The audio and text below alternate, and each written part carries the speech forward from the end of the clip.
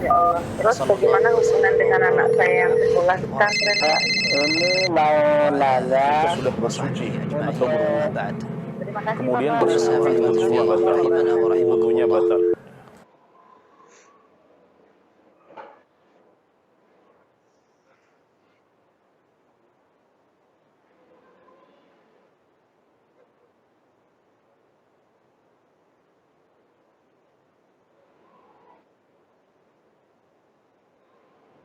Para pemirsa Fata TV rahimani wa rahimakumullah, insyaallah dimulakan oleh Allah Azza wa Jalla. Ahlan wa sahlan wa marhaban bikum, kami ucapkan kepada seluruh pemirsa Fata TV dimanapun anda berada. Alhamdulillah kami masih bisa menyapa para pemirsa Fata TV pada kesempatan kali ini melalui live interaktif. Insyaallah pada kesempatan kali ini bertemakan kembali ke hadis Nabi yang akan diasuh oleh Al-Ustaz Dr. Muhammad Haikal Basyarahil. Dan Alhamdulillah kita telah terhubung dengan beliau melalui layanan telekonferensi. Mari sama-sama kita beliau terlebih dahulu. Kita sapa beliau terlebih dahulu maksud kami. Ya, Assalamualaikum warahmatullahi wabarakatuh, Ustaz. Waalaikumsalam warahmatullahi wabarakatuh. Kifal akhbar, Ustaz? Alhamdulillah baik. Gimana antum? Sehat? Alhamdulillah sehat semua, Alhamdulillah. InsyaAllah Ustaz, selama 1 jam mendatang kami akan minta waktu Ustaz, mungkin Ustaz, untuk nantinya kita belajar banyak dari Ustaz, menjawab pertanyaan-pertanyaan para pemirsa Fata TV Ustaz. Iya. Taibun, insyaAllah. Ya, Allah. sebelum kita mulai program live interaktif kita pada kesempatan kali ini, kami ingin menyampaikan bahwasanya program live interaktif ini memungkinkan para pemirsa untuk bisa bertanya langsung kepada Al-Ustaz Dr. Muhammad Haikal Basyarahil, tentunya dengan tema yang telah kita tentukan, yaitu kembali ke hadis Nabi. Jadi bagi para pemirsa yang mungkin memiliki pertanyaan seputar hadis-hadis Nabi, bingung mungkin bagaimana cara membaca atau menafsirkan hadis Nabi Muhammad SAW, atau mungkin membingungkan akan derajat hadis-hadis dari Nabi Muhammad SAW yang telah tersebar di kalangan masyarakat, bisa bertanya langsung kepada Ustaz, nantinya bisa menghubungi nomor layanan kami yang Anda bisa lihat di layar kaca televisi, yaitu di 021 2123 2333. Jadi bagi para pemirsa yang ingin bertanya bisa menghubungi nomor layanan kami sekali lagi di 021 2123 2333. Ya. Kemudian kami ingin menyampaikan bahwasanya program live interaktif ini juga bisa Anda simak melalui siaran radio, dan kami ingin mengucapkan ahlan wa sahlan wa marhaban bikum kepada seluruh pemirsa Fata TV yang menyimak langsung acara ini melalui siaran radio. Ya, kemudian kami sebelum memulai program live interaktif kita pada kesempatan kali ini, kami ingin mengajak juga para pemirsa untuk bisa berjuang bersama kami menyebarkan dakwah Islam ini melalui rekening aktif yang bisa Anda saksikan di layar kaca televisi Anda semua.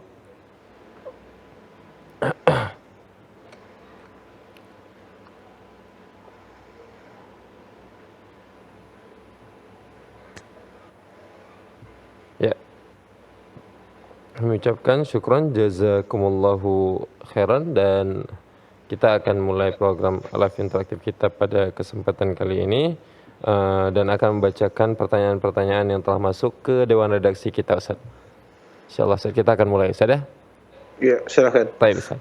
Pertanyaan pertama kita pada kesempatan kali ini ada pertanyaan dari Irma di Temanggung, Jawa Tengah.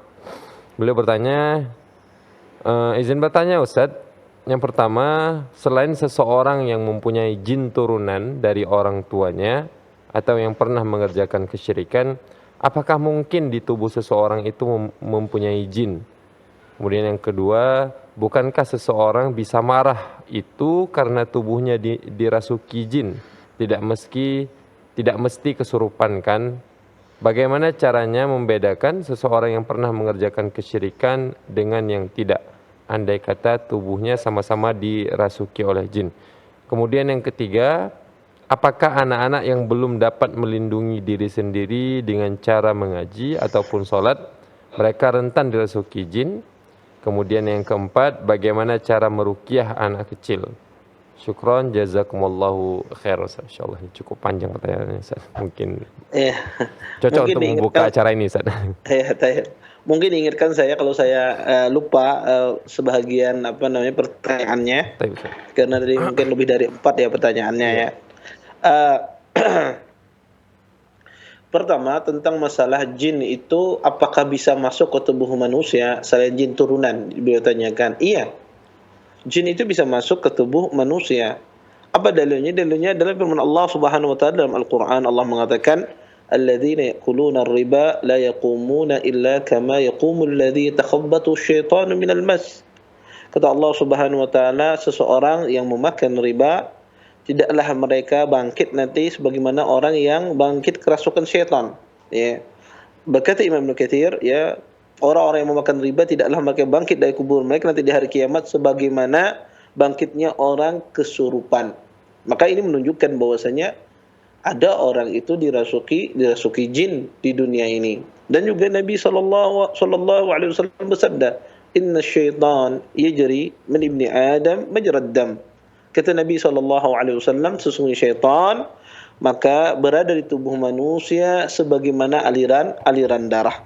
Maka ini dalil-dalil ya menunjukkan bahwasanya jin itu bisa masuk ke tubuh manusia, sehingga seseorang bisa saja dirasuki jin tubuhnya, karena jin itu ya tidak hanya ketika orang itu disantet ataupun semisalnya, maka dalam kondisi orang itu tidak disihir, tidak disantet, bisa dirasuki oleh jin. Tadi berdasarkan ayat dan berdasarkan hadis Nabi sallallahu alaihi wasallam. Kemudian yang kedua, apakah orang marah itu pasti kerasukan jin? Ya tidak. Tidak mesti orang yang marah itu dia kerasukan jin, ya. Maka ini tentu ya bisa jadi seseorang yang marah, bisa jadi dia ada bisikan dari syaitan, ya. Bisa jadi ya orang marah tersebut disebabkan dengan faktor yang lain. Yang jelas tidak mesti orang yang marah itu dirasuki jin. Karena ya Nabi SAW juga pernah marah, sahabat pun juga pernah marah, sehingga tidak mengharuskan, tidak ada kelaziman orang yang marah itu akibat dirasuki oleh jin ataukah akibat dia dibisiki oleh jin. Tidak ada kelaziman demikian. Bisa iya, bisa juga kadang-kadang tidak. Kemudian yang ketiga, bagaimana cara membedakan antara orang itu kerasukan jin atau tidak? Ya, bagaimana caranya orang ini kerasukan jin atau tidak? Wallahu a'lam, secara spesifik saya tidak bisa membedakan secara spesifik ya secara dari madhar, tetapi kalau orang itu memiliki keanehan, kemudian dia berbicara sendiri misalnya tanpa teratur, yang mana ini menyelisihi kebiasaannya, yang kebiasaannya mungkin tidak demikian, atau ngomel-ngomel tanpa sebab dan seterusnya, maka itu bisa jadi indikasi orang itu ya kena dirasuki oleh jin. Atau seseorang yang mendadak tidak mau sholat, mendadak dia berbeda langsung tingkah lakunya, maka itu juga bisa indikasi seseorang itu dirasuki oleh jin. Terus bagaimana caranya? Ada di ruqyah.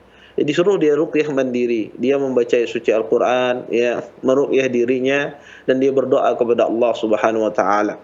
Kalau seandainya dia tidak mampu, maka hendaknya ada dari pihak keluarga atau dari saudaranya untuk membantu meruqyah dia. Ya, itu secara umum demikian. Adapun secara khusus seperti apa, wallahu alam. Tetapi biasanya orang yang kena kerasukan jin menampakkan sesuatu yang berbeda daripada biasanya, menampakkan sesuatu yang berbeda dari kebiasaan sehari-harinya. Wallahu a'lam. Baik. Ya. Ada lagi pertanyaannya tadi? Mungkin. Apakah anak-anak yang belum dapat melindungi diri dengan cara mengaji ataupun sholat, mereka rentan dirasuki jin, Ustaz? Sebetulnya anak-anak itu ya hendaknya orang tuanya membacakan. Ketika dia keluar rumah nggak bisa baca, maka orang tuanya membacakan. Ketika dia masuk WC nggak bisa baca doa, orang tuanya yang membacakan doa tersebut. Tetap anak-anak tersebut ya dilindungi ya dengan zikir-zikir, dengan doa-doa. Kalau anaknya tidak bisa baca, maka kita sebagai orang tua hendaknya membacakan, sehingga jangan sampai anak-anak tersebut juga diganggu oleh jin, dan kita tahu bahwasanya anak baru lahir itu sudah diganggu oleh syaitan, ya, ditendang, ya, ditusuk perutnya, makanya anak itu keluar nangis, kata Nabi, yastahillu sarikhan, kata Nabi sallam, ya, anak itu keluar, ketika keluar dari perut ibunya menangis itu akibat ditusuk oleh syaitan, ya, sehingga iblis itu memulai permusuhan dengan anak Adam semenjak dia dilahirkan di muka bumi ini. Maka penting orang tua membacakan doa bagi anak tersebut ketika dia tidur, ketika dia keluar rumah, ketika dia masuk WC, dan seterusnya, ya. Dan anak-anak bisa juga dirasuki oleh bangsa jin. Wallahu a'lam.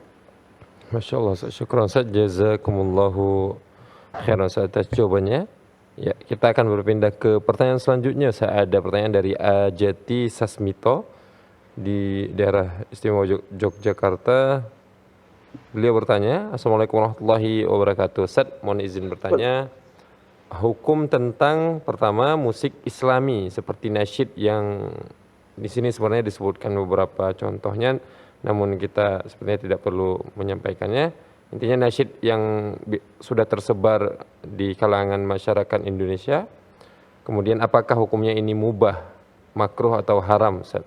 Kemudian yang kedua, apakah lukisan makhluk bernyawa di taman kanak-kanak berupa gambar anak-anak, hewan yang ada matanya itu diperbolehkan, Ustaz, atau haram hukumnya? Kemudian yang ketiga, bagaimana hukum isbal yang tidak disertai kesombongan? Apakah mubah, makruh atau haram? Mohon penjelasannya sesuai syariat Islam. Syukran, jazakumullahu khairan, Ustaz. Ini juga banyak pertanyaan. Insyaallah. Ya, nanti diingatkan saya kalau saya lupa pertanyaannya. Yang pertama tentang masalah hukum nasyid. Pertama, seseorang bersenandung tanpa bersenandung pada hukum asalnya adalah diperbolehkan dengan syarat-syarat tertentu.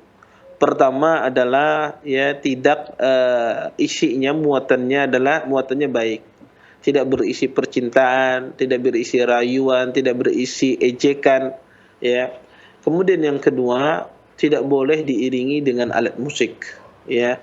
Tidak boleh seseorang itu diiringi dengan alat musik, ya. Adapun kalau dia isinya baik kemudian diiringi dengan alat musik atau paduan suara yang menyerupai musik, maka ini tidak boleh. Ya, ini tidak boleh. Atau nadanya dia bikin, senandungnya dia bikin dengan mengikuti irama musik, maka ini tidak boleh. Maka syaratnya adalah, ya, dia tidak mengikuti irama musik dan tidak diiringi dengan alat musik, muatannya baik, maka pada hakikatnya bersyair itu diperbolehkan, ya. Bersyair itu tidak diperbolehkan di dalam Islam. Bersenandung dengan syair itu diperbolehkan, tapi dengan dua syarat tadi, ya. Tidak diiringi dengan alat musik dan tidak menyerupai irama musik, dan muatannya baik. Muatannya baik, membangkitkan semangat seseorang untuk berjihad, semangat seorang menuntut ilmu, maka tidak ada masalah, ya. Tapi yang jadi masalah adalah ketika bersenandung tersebut diiringi dengan paduan suara, dengan alat musik. Nah, ini berubah dia menjadi musik, atau muatannya tidak benar, maka ini tidak dibenarkan di dalam syariat. Kemudian yang kedua tadi pertanyaannya tentang masalah gambar, ya. Ya, lukisan makhluk bernyawa di taman kanak-kanak, Ustaz. Gambar, ya, atau lukisan untuk anak-anak, kalau seandainya gambar tersebut, ya, sesuatu yang tidak ada wujudnya di muka bumi ini, tidak ada bentuknya di muka bumi ini, ya, tidak ada makhluknya di muka bumi ini, maka wallahu a'lam ahlul ilm membolehkan.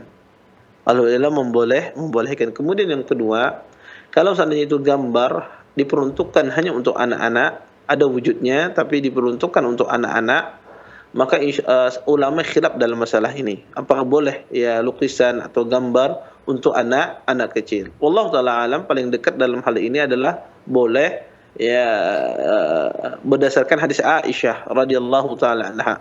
Aisyah radhiyallahu taala anha pernah beliau memiliki mainan, ya, pernah memiliki mainan lu'bah, ya, bonekaan, ya. Walaupun kata para ulama boneka yang dimiliki Aisyah ini tidak persis dengan boneka zaman sekarang. Zaman dulu, ya, sekedar boneka yang mungkin tidak persis bentuknya seperti bentuk manusia, tapi zaman sekarang mungkin persis ya bentuknya seperti bentuk manusia. Tetapi para ulama mengatakan tidak ada bedanya ya, karena zaman dulu teknologinya tidak maju ya, tidak secanggih zaman sekarang, sehingga kata mereka tentu hasil yang dimunculkan seperti ya teknologi pada zaman terdahulu sesuai dengan teknologinya. Oleh karena itu terjadi khilaf di kalangan para ulama dalam masalah ini. Wallahu a'lam, yang mendekati kebenaran dalam masalah ini boleh. Kalau seandainya hanya itu diperuntukkan untuk anak-anak ya, diperuntukkan untuk anak-anak dan itu mainan anak-anak, maka insyaallah itu tidak mengapa selama tadi boneka tersebut tidak mengandung unsur-unsur kesyirikan, tidak mengandung unsur-unsur tasyabbuh dengan orang kafir dan semisalnya. Maka dalam rangka mungkin pendidikan, dalam rangka untuk anak-anak itu bermain, misalnya melatih dia, maka insyaallah hal ini tidak mengapa, sebagaimana tadi hadis Aisyah, beliau bermain dengan bonekanya. Tetapi ini hanya diperuntukkan hanya untuk anak-anak, bukan untuk orang dewasa. Wallahu a'lam. Ya, kemudian yang ketiga tadi Ustaz tentang hukum isbal yang tidak disertai dengan kesombongan, Ustaz. Iya. Jazakumullah khair atas pertanyaannya. Pertama, isbal tidak disertai dengan kesombongan adalah tidak boleh ya. Secara umum isbal itu tidak boleh berdasarkan keumuman hadis Nabi sallallahu alaihi wasallam. Ma asfal minal ka'baini minal idari fa finnar. Segala sesuatu yang di bawah mata kaki maka tempatnya di neraka. Sebagian ahlul ilm mengatakan bahwasanya ya, sebagian orang mengatakan boleh isbal tanpa sombong. Ya, berdasarkan hadis Abu Bakar As-Siddiq radhiyallahu taala anhu. Berdasarkan hadis Abu Bakar As-Siddiq bahwasanya Abu Bakar pernah beliau berjalan, celana beliau melorot sampai ke bawah, sampai di bawah mata kaki. Kemudian diangkat oleh Abu Bakar As-Siddiq. Kata mereka, berdasarkan hadis ini ya, kata mereka boleh isbal itu tidak sombong. Maka kita katakan berdalil dengan akhirnya mereka membawa hadis-hadis yang umum di dalam masalah isbal. Kata mereka di bawah ini adalah hadis yang mutlak dan harus dibawa kepada muqayyad. Mereka membawa hadis yang segala sesuatu di bawah mata kaki itu tempatnya di neraka dibawa kepada perkara yang muqayyad. Kata mereka ini mutlak dibawa kepada muqayyad. Muqayyadnya apa? Adalah kesombongan. Sehingga kalau dia sombong itu yang tidak boleh. Kalau dia tidak sombong maka itu tidak mengapa. Tentu pendalilan semacam ini kurang tepat. Kenapa? Pertama, ya, Abu Bakar Siddiq radhiyallahu taala anhu asalnya beliau tidak isbal, ya. Berbeda dengan orang yang berdalil dengan ini, mereka dari awal mereka sudah isbal. Ya, maka Abu Bakar asli dia tidak isbal, tetapi melorot. Ya, asalnya celananya di atas mata kaki. Ini pertama. Yang kedua, tidak serta-merta mutlak itu bisa dibawa kepada muqayyad. Ada kaidahnya dijelaskan oleh para ulama. Kata para ulama, ya, kalau ya sebabnya ya berbeda atau sebabnya sama, sebabnya berbeda kemudian hukumnya berbeda ya, maka kata para ulama tidak bisa dibawa mutlak ke muqayyad ya, tidak bisa dibawa mutlak ke muqayyad. Kita katakan ya sebabnya sama adalah isbal. Yang satu sombong, yang satu tidak sombong. Nah, Allah Subhanahu wa taala membedakan ya hukumannya antara yang sombong ya, dia isbalnya dengan sombong, dengan orang yang sekedar isbal saja. Orang yang sekedar dengan isbal saja maka hukumannya adalah segala sesuatu di bawah mata kaki hukumannya adalah tempatnya di neraka. Kata Nabi sallallahu alaihi wasallam, "Masfa minal ka'baini minal izari fa finnar." Adapun isbal disertai lagi dengan kesombongan, ada hukuman tersendiri. Disebutkan di dalam hadis yang lain, la yuzakkihim wa la yukallimuhum. Allah tidak mensucikan mereka dan Allah tidak mengajak bicara bagi mereka yang isbal tersebut. Walahum adzabun alim, dan bagi mereka adab yang pedih. Maka ada tambahan hukuman orang yang isbal kemudian disertai dengan kesombongan lagi, ya. Dan isbal itu pada hakikatnya isbal itu sendiri sudah sombong.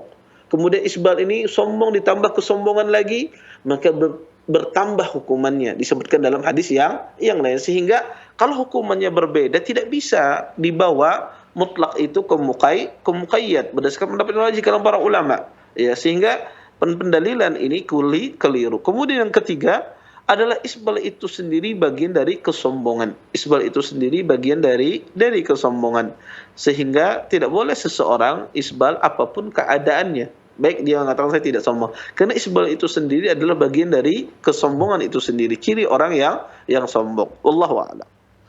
Insyaallah. Masyaallah, syukran jazakumullahu khairan atas jawabannya, Ustaz. Ya, yang kami juga ucapkan jazakumullahu khairan kepada seluruh pemirsa yang telah mengirimkan pertanyaannya. Ya, pertanyaan selanjutnya Ustaz dari Yani Mulyani di Jawa Barat, Kota Bandung. Bismillah, Afwan Ustaz izin bertanya, apakah boleh di kuburan memasang batu nisan yang dinamai mayit? Karena punya ayahanda masih pakai padung kayu dan sudah lapuk. Mau pasang batu nisan khawatir termasuk menghias kuburan. Syukran jazakumullahu khairan. Jazakumullah khair atas pertanyaannya. Boleh tidak seseorang ya menulis nama atau di nisannya nama ayahnya, tempat tinggalnya dan seterusnya. Bapak Ibu ikhwan dan akhwat yang dimuliakan oleh Allah Subhanahu wa taala. Pertama, menulis ya nama ya di kuburan itu tidak boleh ya. Seseorang ya tidak boleh menulis nama ya di kuburan ya, nama di nisannya tersebut. Kenapa ya? Karena para ulama mengatakan tidak ada hajah seseorang menulis ya di atas kuburan tersebut. Kemudian ya para ulama memasukkan ini termasuk di dalam larangan hadis Nabi sallallahu alaihi wasallam, naha Rasulullah sallam ayujassas al-qabr wa ayuqda alaihi wa ayubna alaihi. Kata para ulama, sesungguhnya Nabi SAW melarang ya seseorang ya membangun kuburannya, kemudian duduk di atasnya atau membangun di atasnya. Maka termasuk dalam hal ini kata para ulama menulis, karena ada tambahan di dalam riwayat Imam At-Tirmidzi dan Imam Nasa'i, ada tambahan setelah itu wa ayyaktuba alaih. Dilarang menulis di kuburan ya, di atas nisannya. Terlepas tambahan ini dipersisikan di kalangan para ulama tentang kesahihannya. Berdasarkan hadis ini, banyak para ulama melarang seseorang itu menulis di kuburannya, di nisannya. Tetapi kalau kita melihat ada khilaf fuqaha dalam masalah ini. Sebagian ulama ya di antaranya mazhab Malikiyah wa Syafi'iyah dan mazhab Hanabilah, mereka mengatakan makruh seseorang menulis di kuburan ya. Ya, makruh hukumnya seseorang itu menulis di atas nisan kuburan, karena berdasarkan hadis Jabir tadi ada tambahan di dalam riwayat Imam Tirmidzi dan Nasa'i wa ayyaktuba alaih.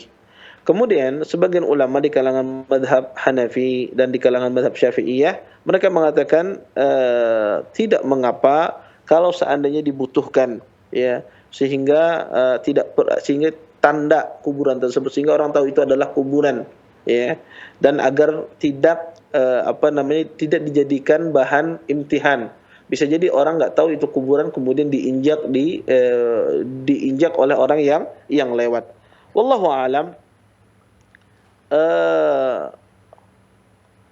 Para ulama di dalam masalah ini ya, di dalam masalah ini terjadi khilaf dalam masalah ini. Afdalnya adalah seseorang berusaha untuk tidak menulis di atas nisan tersebut. Ya, afdalnya dia tidak menulis di atas nisan tersebut. Ya. Kenapa? Karena itu berdasarkan keumuman hadis Nabi SAW dan banyak para ulama melarang. Ya. Maka ini yang lebih berhati-hati dan ini lebih ahwat ya, lebih afdal bagi seorang muslim. Walaupun sekali lagi saya katakan ada khilaf di dalam masalah ini, tetapi afdalnya adalah seorang muslim untuk dia tidak menulis di kuburan tersebut nama si fulan, tanggal lahir dan seterusnya. Apalagi zaman sekarang kita tidak membutuhkan hal tersebut ya, karena kuburan zaman sekarang nampak di tempat yang khusus ya, sehingga illa sebab-sebab ditakutkan nanti terinjak itu hampir jarang terjadi pada zaman sekarang.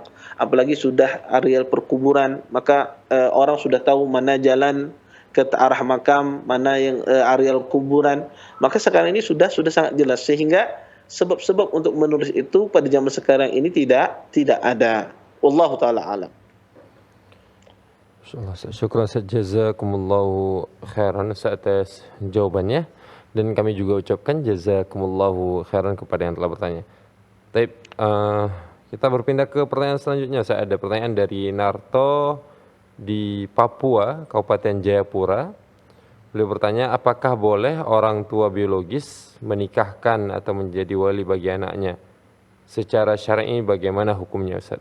Syukran, jazakumullah. Orang tua biologis apa tidak biologis? Yang biologis ya, orang tuanya asli ya? Orang tua biologis ini, Ustaz, tapi belum. Iya. Ya, orang tua biologis.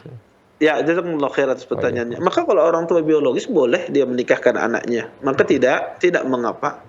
Ya, karena la nikah illa biwali. Kata Nabi, tidak nikah kecuali dengan wali. Walinya wanita adalah ayahnya. Maka asalnya yang menikahkan itu adalah ayahnya. Ya, persetujuan ayahnya, dan ayahnya yang menikahkan. Maka tidak mengapa seorang ayah, dan itu dan itu yang paling afdal. Dia menikahkan anaknya langsung tanpa melewati misalnya penghulu yang menikahkan atau KUA ya. Afdalnya dia langsung menikahkan ya. KUA sekedar dia meminta izin, kemudian surat menyurat. Adapun yang menikahkan dia langsung, maka itu yang terbaik, itu yang bagus. Wallahu a'lam. Sepertinya yang dimaksud biologis di sini, Ustaz, biologis bisa jadi ini sepertinya. Asumsi saya, meskipun secara biologis dia adalah orang tuanya, tapi belum tentu itu kelahiran setelah nikah, Ustaz. Mungkin anak hasil zina, kan anak hasil zina juga biologis, Ustaz. Iya. Taib. Kalau itu yang ditanyakan, ya tapi tadi nggak disebutkan ya. Iya benar, nggak disebutkan, orang tua biologis saja, Ustaz. Iya. Kalau itu yang ditanyakan tentang masalah anak hasil zina, ya, apakah boleh orang tuanya menikahkan? Maka hendaknya dia bertanya kepada pemerintah di setempat, ya, di tempat dia.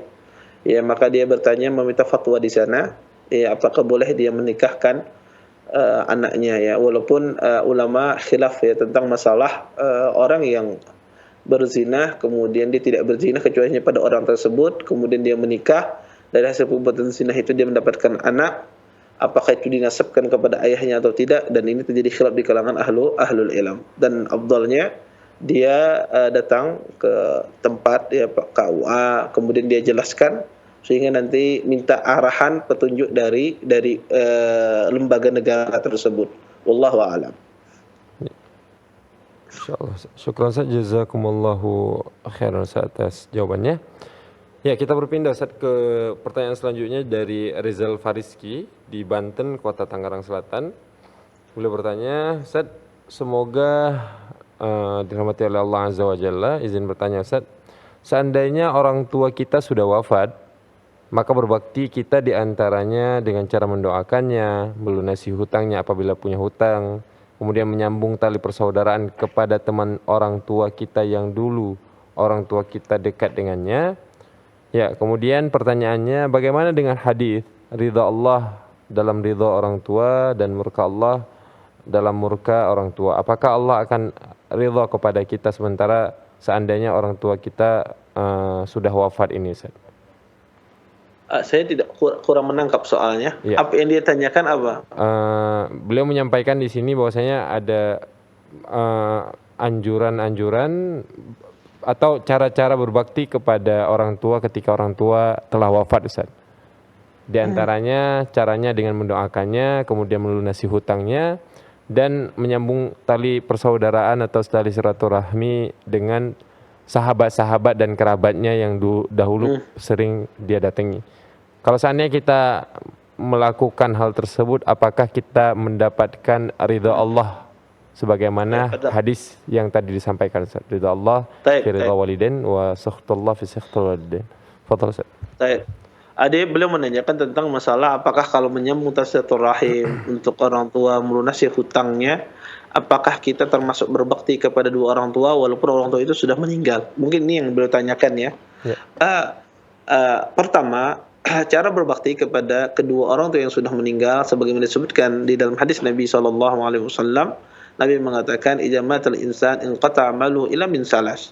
Kata Nabi, jika mati anak Adam maka terputuslah amalannya kecuali 3 hal.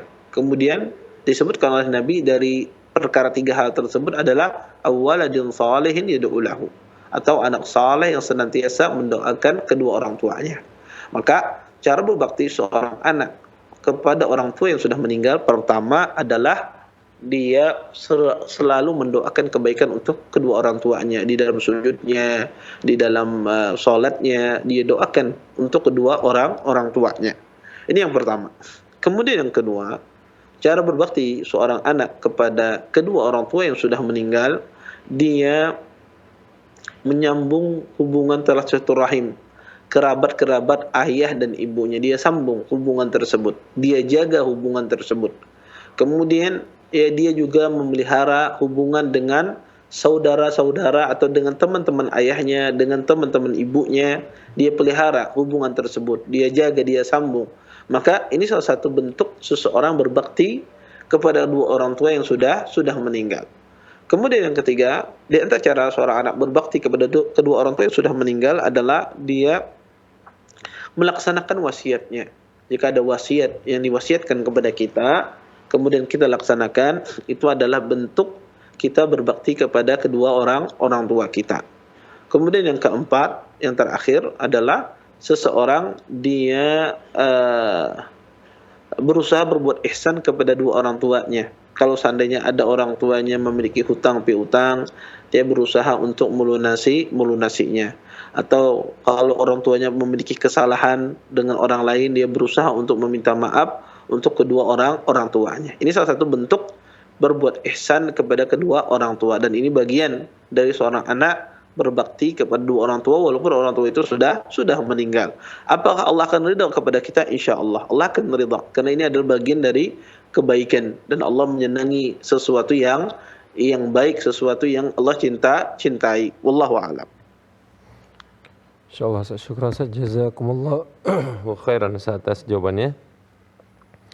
Ya, ini pertanyaan selanjutnya Ustaz dari Eko Yuga Agus Saputro di Kabupaten Wonosobo, Jawa Tengah. Masih tentang berbakti kepada orang tua juga seperti ini Ustaz. Ya, bismillah, assalamualaikum warahmatullahi wabarakatuh. Ustaz Afwan, saya izin bertanya, almarhum ayah saya semasa hidupnya tidak pernah sholat 5 waktu. Saya sudah menasihati dan mengajak, namun tetap tidak mau untuk mengerjakan sampai akhirnya beliau meninggal dunia. Apakah ini sudah dihukumi kafir dan keluar dari Islam, Ustaz? Kemudian, apakah saya boleh berdoa memohon ampun untuknya? Namun saat menjelang wafatnya, saya mendengar ayah saya mengucapkan la ilaha illallah Muhammadar Rasulullah. Saya tunggu jawabannya, Ustaz. Syukran, jazakumullahu khairan, Ustaz. Ya, jazakumullahu khairan atas pertanyaannya. Pertama ya, para ulama rahimahullah ta'ala mereka berselisih tentang masalah orang yang meninggalkan sholat secara total kulliyah. Setelah mereka sepakat, orang yang mengingkari tentang kewajiban sholat, dia katakan sholat tidak wajib, maka ulama sepakat tentang kekufurannya. Tetapi ulama berselisih bagi orang yang meninggalkannya karena tahawunan, meninggalkannya karena menganggap remeh atau kaslan, karena dia malas untuk melaksanakannya, maka ulama di sini berselisih. Ada dua pendapat. Pendapat pertama, pendapat jumhur ulama, bahwasanya orang yang meninggalkan sholat karena malas, walaupun secara total kata mereka tidak keluar dari Islam. Ya. Pendapat yang kedua adalah mereka berdalil dengan keumuman hadis Nabi sallallahu alaihi wasallam, ya, bahwasanya hal tersebut tidak mengeluarkan dia dari Islam. Kemudian pendapat yang kedua adalah mereka berpendapat, dan ini kalangan mazhab Hanabilah dan pendapat ahlul hadis, bahwasanya mereka memandang orang yang meninggalkan sholat secara total maka itu hukumnya kufur, keluar dari Islam, ya. Mereka berdalil dengan hadis Nabi sallallahu alaihi wasallam, bainar rajuli wasyirki wal kufri tarkus shalah. Sesungguhnya pembeda antara seorang mukmin, seorang musyrik dan seorang kafir adalah meninggalkan salat. Maka kata mereka, salat adalah pembeda antara orang muslim dengan yang selain muslim. Kemudian mereka juga berdalil dengan perkataan Syakik Ibn Salamah, kata beliau, saya tidak melihat para sahabat Nabi SAW menganggap sesuatu yang ditinggalkan kufur kecuali orang meninggalkan salat. Maka di sini ada dua pendapat di kalangan para ulama tentang hukum masalah orang yang meninggalkan salat. Walaupun kebanyakan para ulama, komite tetap ulama Saudi Arabia dan yang lainnya, mereka berpandangan bahwasanya orang meninggalkan salat secara tetap itu secara total itu keluar dari Islam.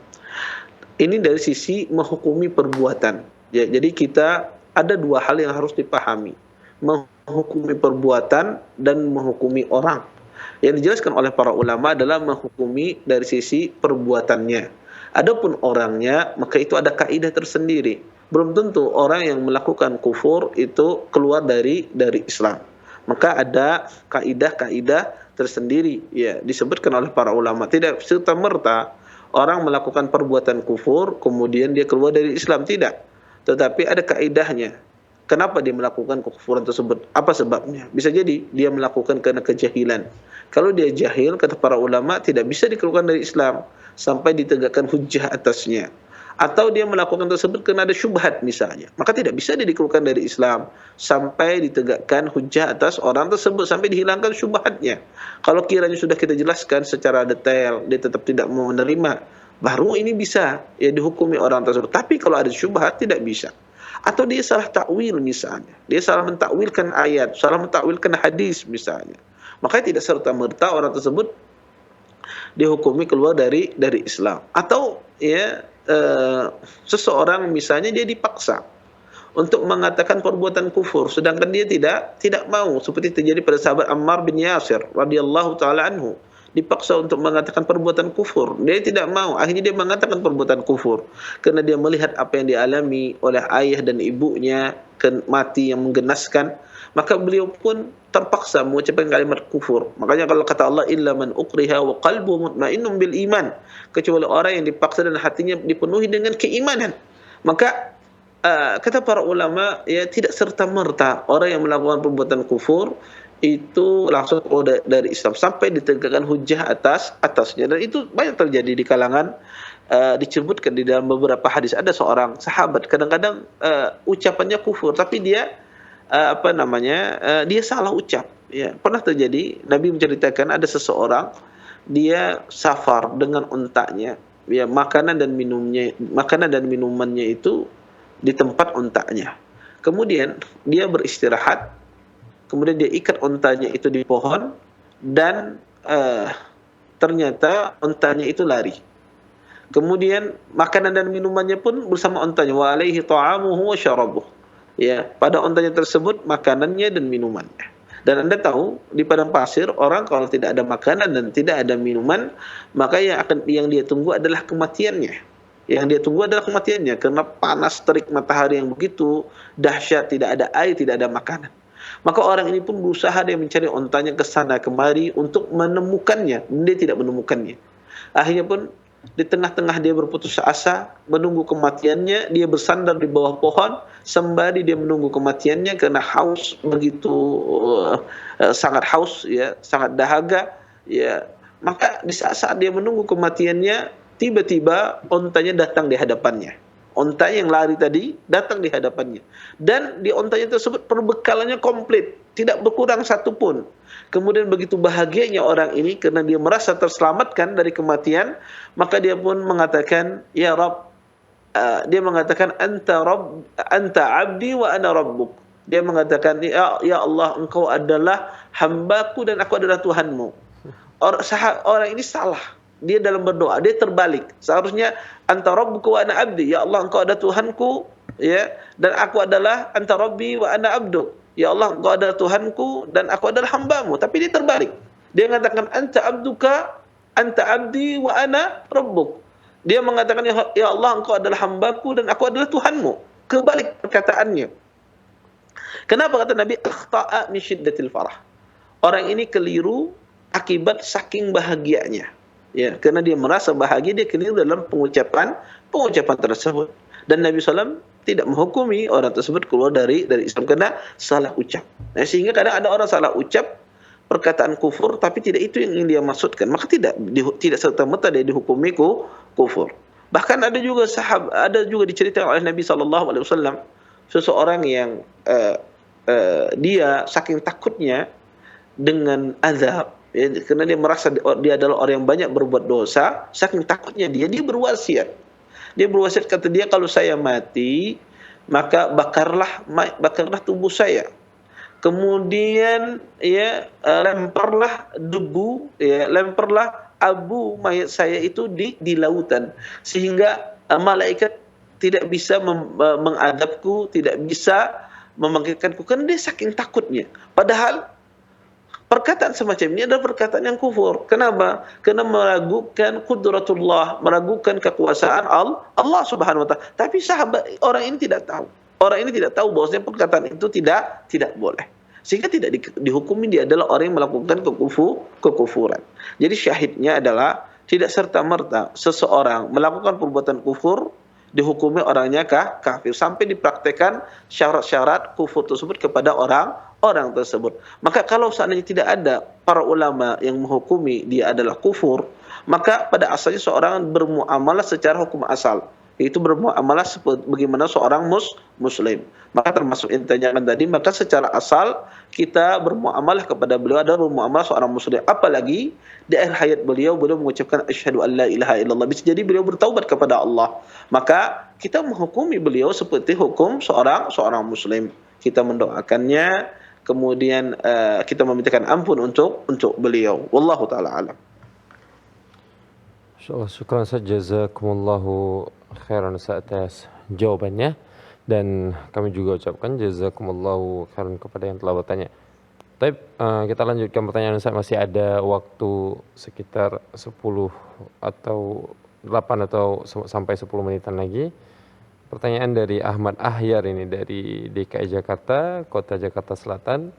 Bismillah, assalamualaikum warahmatullahi wabarakatuh. Ustaz, ya maaf, mohon izin bertanya Ustaz untuk hadis man syahida an la ilaha illallah wahdah la syarikalah wa anna Muhammadan abduhu wa rasuluhu wa anna Isa abdullah wa rasuluhu wa kalimatuhu alqaha ila Maryam wa ruhu min. Apa yang dimaksud dengan ruh darinya yang disebutkan di dalam hadis ini, atau seperti pada ayat Quran surat At-Tahrim ayat 12 ruh kami, dan kemudian Quran surat Sad ayat 73 ruhku.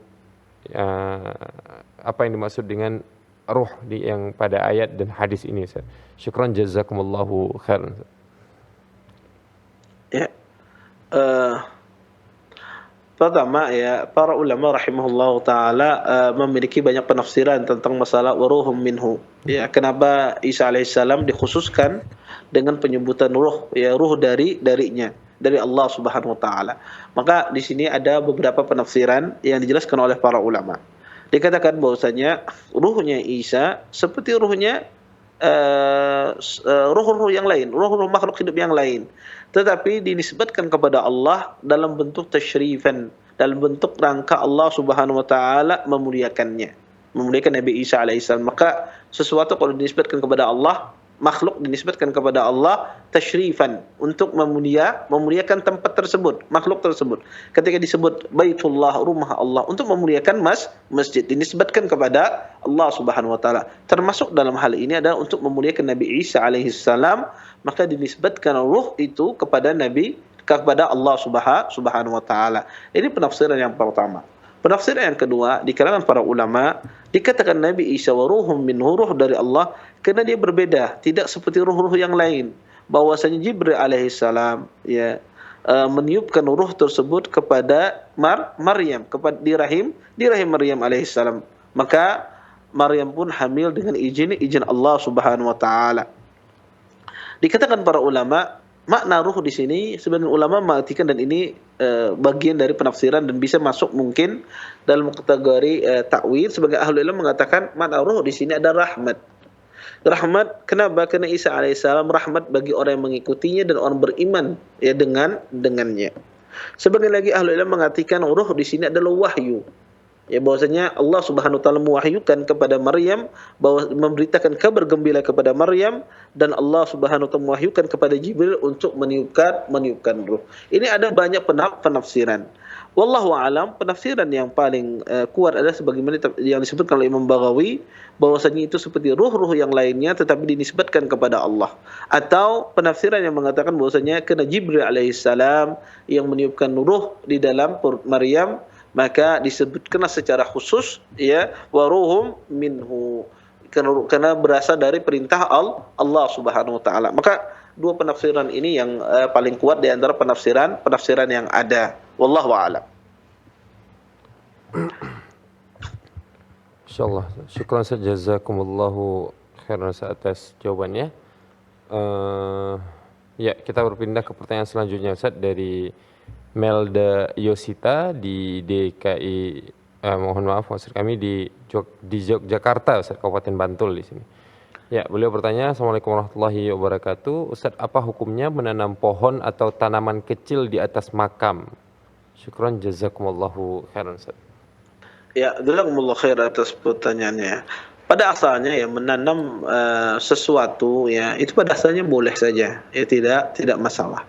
Tetapi ketika perbuatan mubah tersebut ya diiringi dengan keyakinan tertentu, kemudian diyakini dengan bahwasanya tanaman tersebut meringankan siksanya di kuburan dan semisalnya, maka ini keyakinan yang kurang tepat. Ya, ini perbuatan yang kurang tepat. Ini yang pertama.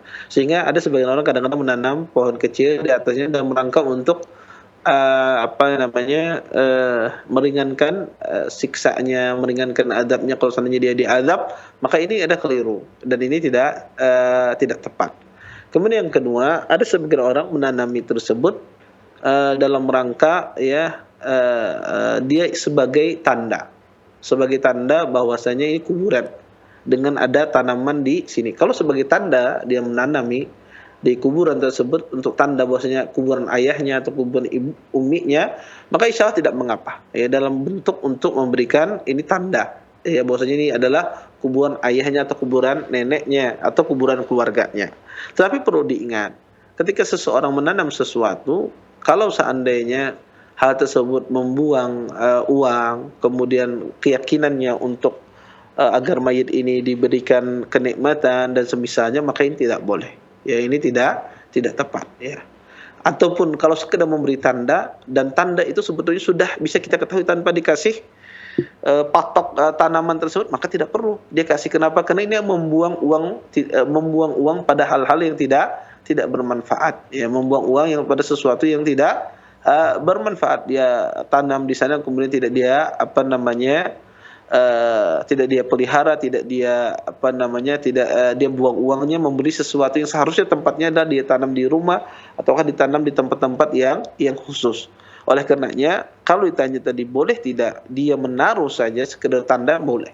Tapi kalau tanda itu sudah bisa diketahui tanpa dia harus menanam, maka tidak perlu dia menanam tanaman di sana, karena ini menghamburkan uang, membuang uang pada perkara yang tidak bermanfaat. Yang kedua, kalau seandainya dia menanam tersebut dalam rangka ada keyakinan tertentu bahwasanya itu bisa meringankan azab, dia akan mendapatkan rahmat, mendapatkan keberkahan, maka ini keyakinan yang salah dan ini perbuatan yang tidak benar, sehingga tidak perlu dilakukan. Wallahu a'lam. Ya, cukup Ustaz ya. Insyaallah Ustaz, syukran Ustaz, jazakumullahu khairan Ustaz atas jawabannya. Dan kami juga ucapkan jazakumullahu khairan kepada seluruh para pemirsa Foto TV yang telah mengirimkan pertanyaan. Alhamdulillah Ustaz, dengan berakhirnya jawaban tadi maka berakhirlah perjumpaan kita pada kesempatan kali ini. Dan alhamdulillah kita berhasil menjawab lebih kurang, kalau terhitung sebenarnya tidak sampai 10, tapi ada satu pertanyaan tuh yang 4 isinya Ustaz, ada yang 3 isinya. Ya bisa Ya. mungkin sekitar 15 pertanyaan lebih ini Ustaz yang sudah Ya, kita Masya jawab, Allah. kita jawab pada kesempatan kali ini. Saya Amin ya Rabb. insyaallah saya syukran Ustaz, barakallahu fikum dan wa barakallahu fi ilmikum wa waqtikum Ustaz atas kesempatan yang telah Ustaz berikan pada kesempatan kali ini. Ustaz telah menyempatkan waktunya selama 1 jam ini untuk menjawab pertanyaan-pertanyaan dari para pemirsa Fatwa TV. Semoga ini menjadi tambahan amal ibadah kita semua nantinya, baik Ustadz yang telah mengajarkan kami maupun kita yang telah mempelajari ilmu agama ini. Kemudian kami ingin menyampaikan juga terima kasih banyak kepada seluruh pemirsa Fatwa TV yang telah mengikuti program live interaktif kita pada kesempatan kali ini dari pertama hingga selesai, dan terkhusus bagi para pemirsa yang telah mengirimkan pertanyaan-pertanyaan melalui website kami di www.dewanfatwa.com. Ya, kami ingin menyampaikan kepada seluruh pemirsa Fatwa TV bahwasanya bagi para pemirsa yang ingin mengirimkan pertanyaan atau yang ingin mengirimkan pertanyaan bisa langsung melalui website kami nantinya di www.dewanfatwa.com/tanya jawab. Dan di sana pula para pemirsa bisa melihat atau mengakses jawaban-jawaban asatizah Dewan Fatwa tentang pertanyaan-pertanyaan yang telah dijawab oleh asatizah Dewan Fatwa melalui live interaktif. Ya, kemudian kami juga ingin mengajak kembali para pemirsa Fatwa TV dimanapun Anda berada untuk bisa berjuang bersama kami menyebarkan dakwah Islam ini melalui rekening aktif yang bisa Anda saksikan di layar kaca televisi Anda semua nantinya. Dan akhirul kalam, saya meminta izin kepada seluruh pemirsa dan saya berterima kasih juga mewakili seluruh kerabat kerja yang bertugas. Melalui studio Fatwa TV Jakarta, saya undur diri. Sallallahu ala nabiyyina Muhammad.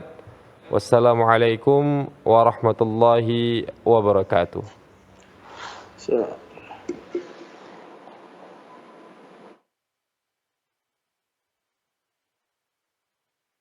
Dengan anak saya yang sekolah pesantren. Ini mau nanya. Sudah bersuci atau berwudu. Terima kasih Bapak.